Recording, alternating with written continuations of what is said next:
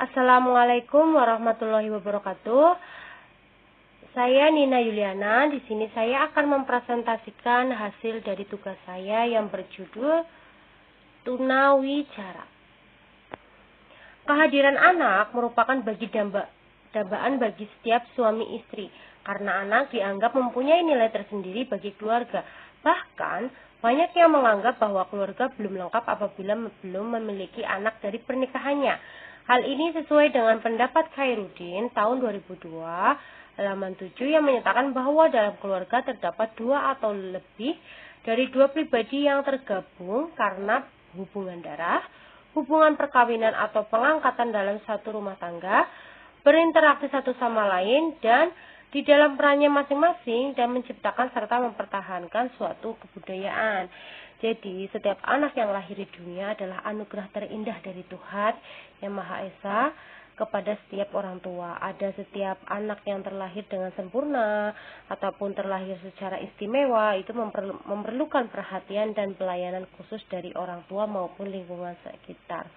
Nah, salah satu anak luar biasa atau istimewa itu adalah anak tunawicara yang saya akan bahas kali ini. Nah, anak tunawicara, mereka sebenarnya sama dengan anak yang normal pada umumnya, tetapi mereka mempunyai hambatan dalam berbicara. Dengan kondisi seperti ini, maka pentingnya pemahaman yang harus dimiliki setiap orang tentang tunawicara agar anak mendapatkan hak yang sesuai dengan kebutuhannya. Inilah yang menjadi latar belakang presentasi saya. Yang pertama, kita akan membahas tentang pengertian tunawicara. Apa sih itu tunawicara ya? Suparno dalam bukunya yang berjudul Pendidikan Anak Berkebutuhan Khusus menyatakan pengertian anak tunawicara atau kelainan bicara sebagai berikut. Tunawicara atau kelainan bicara adalah seseorang yang mengalami kesulitan dalam mengungkapkan pikiran melalui bahasa verbal, sehingga sulit bahkan tidak dapat dimengerti oleh orang lain. Nah, kelainan bicara dapat bersifat fungsional, di mana mungkin disebabkan karena ketunarungan dan organik yang memang disebabkan adanya ketidaksempurnaan organ bicara maupun adanya gangguan pada organ motoris yang berkaitan dengan bicara. Itu tahun 2007 halaman 12-13. Nah, bagaimana sih kita akan melihat ciri-ciri dari tunawicara? Yang pertama itu ada dari Berry dan Eisenson di dalam Supartini dalam bukunya yang berjudul Patologi Bicara menjelaskan ciri-ciri tunawicara adalah sebagai berikut.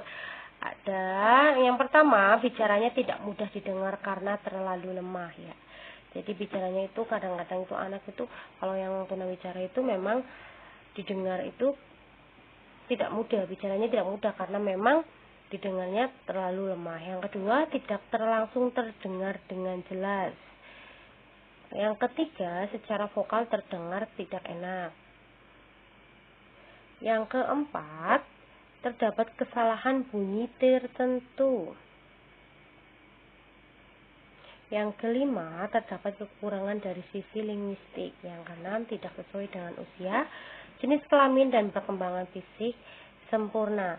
Yang ketujuh, tidak terlihat menyenangkan saat berbicara. Itu tahun 2003 halaman 7, Berry dan Eisenson dalam Supartini yang bukunya berjudul Patologi Bicara.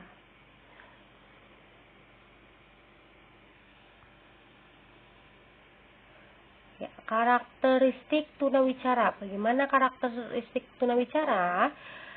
Jadi, dalam Sheridan dan Mangunsong di dalam bukunya yang berjudul Psikologi dan Pendidikan Anak Berkebutuhan Khusus, itu sudah mengungkapkan beberapa karakteristik khusus pada anak-anak yang gangguan bicara seperti tunawicara. Yang pertama, terjadi pada anak-anak yang lahir prematur. Biasanya kalau lahir prematur itu ada yang memang mengalami gangguan seperti bicara yang tunawicara, tapi ada yang tidak begitu, ada yang sempurna.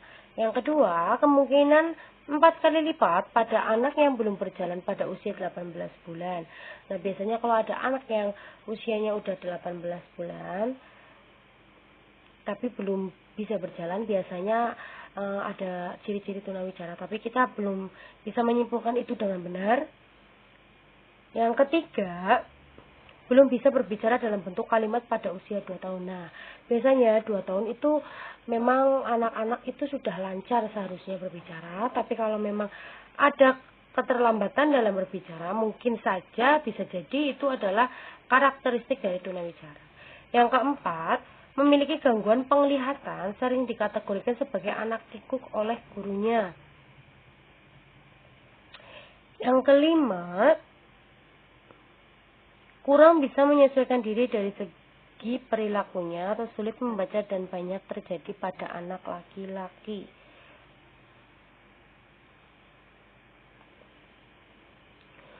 Faktor gangguan berbicara. Mangun Song dalam bukunya yang berjudul Psikologi Pendidikan dan Pendidikan Anak Berkebutuhan Khusus menyebutkan secara spesifiknya faktor-faktor yang berkaitan dengan kelainan bicara dan bahasa, yaitu yang pertama, faktor sentral yang berhubungan dengan susunan saraf pusat, ketidakmampuan berbahasa yang spesifik, keterbelakangan mental, autism, defisit dalam perhatian dan hiperaktif serta mengalami gangguan fungsi kognitif.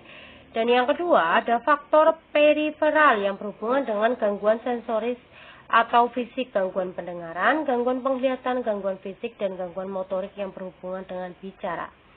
Yang ketiga, faktor lingkungan dan emosional dikarenakan oleh faktor lingkungan fisik dan psikologi antara lain penelantaran dan penganiayaan, masalah pengembangan perilaku dan emosi. Dan yang keempat, faktor-faktor campuran itu dikarenakan oleh faktor sentral, periferal, dan faktor lingkungan yang disebutkan tahun 2009 halaman 115 oleh Mangun Song. Kemudian ada aspek-aspek proses berbicara. Yang pertama adalah aspek fonologi. Kemudian yang kedua ada aspek gramatika atau morfologi. Yang ketiga ada aspek semantik.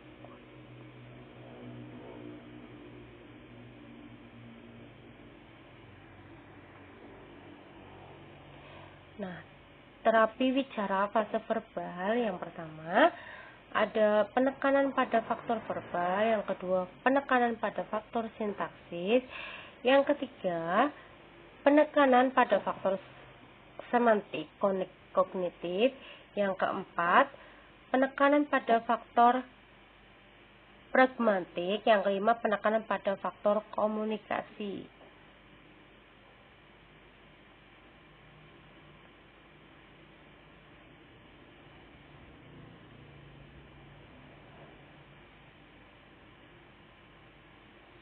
Yang disebut dengan penekanan pada faktor verbal yaitu sebelum tahun 1970 itu dilakukan latihan prasyarat perkembangan bicara yaitu sensomotorik, pencanderaan secara umum yang biasa secara cepat diikuti oleh anak apabila sudah mempunyai adanya perkembangan pencanderaan auditif, yang artinya telah ada perkembangan otak sebelah kiri dengan fungsi yang baik. Nah, setelah tahun 1970, stimulasi dan program pengayaan bahasa dikembangkan lebih luas lagi guna meningkatkan kualitas pelayanan dan yang lainnya.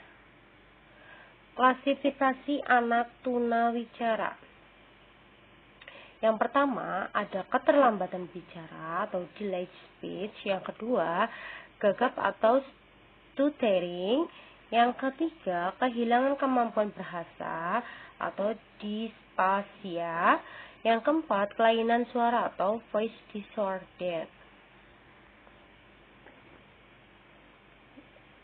Hambatan yang dialami anak tunawicara. Yang pertama adalah sulit berkomunikasi dengan orang lain karena memang sulit mendengarkan, maka kalau berkomunikasi dengan orang lain itu memang masih sulit.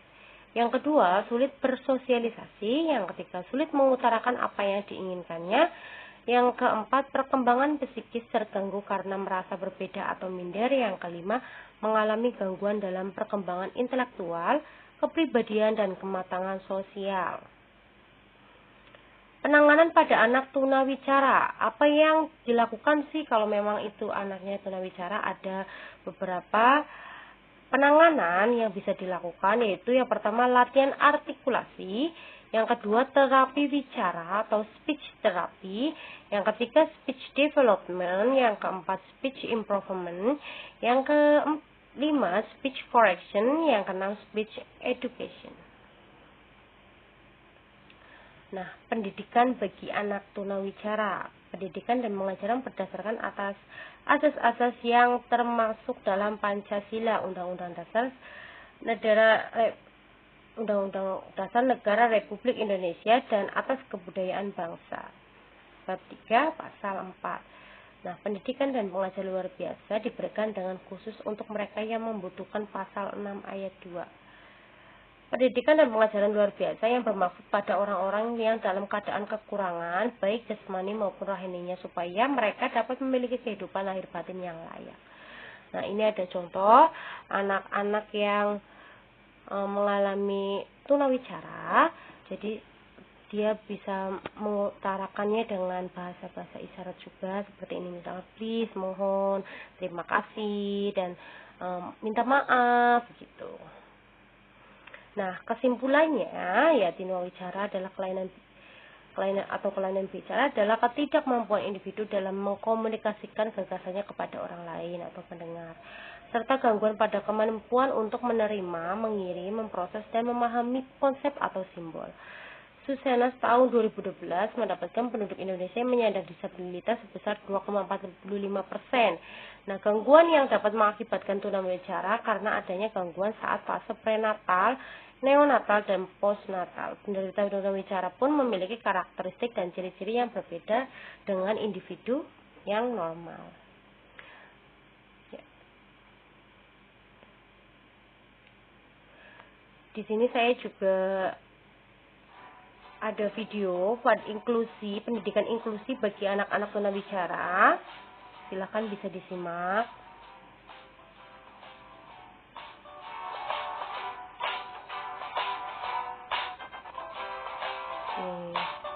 Ini adalah anak-anak yang berkebutuhan khusus ya. Bisa dilihat.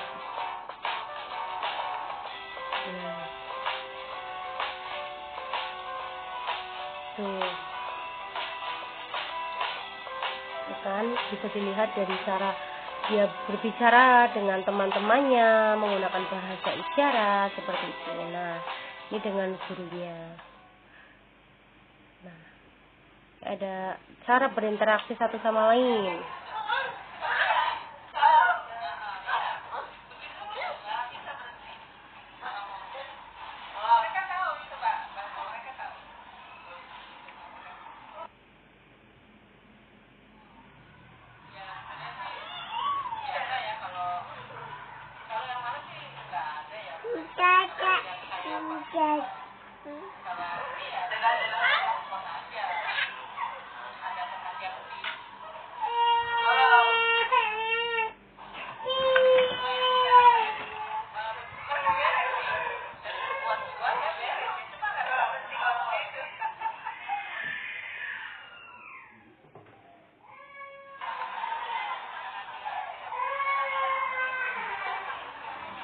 Aku gitu.